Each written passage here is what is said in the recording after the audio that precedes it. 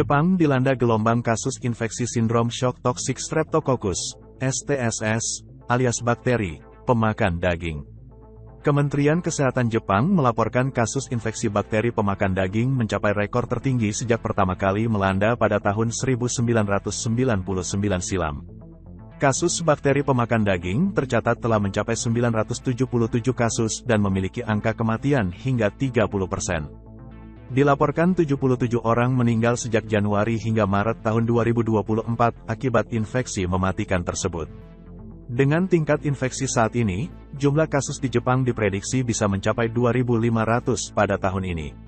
Mengutip tribunnews.com, Sabtu, tanggal 22 Juni tahun 2024, Kementerian Kesehatan Jepang menuturkan, infeksi ini sangat mematikan.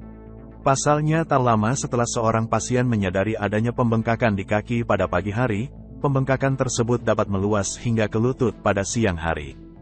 Berdasarkan laporan Departemen Kesehatan Jepang, kebanyakan pasien yang diserang bakteri pemakan daging ini meninggal dalam waktu 48 jam.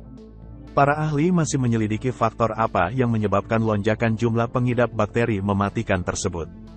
Institut Penyakit Menular Nasional Jepang, NIID, melaporkan, masih banyak yang belum mengetahui mekanisme penularan dan kerja infeksi tersebut dalam tubuh.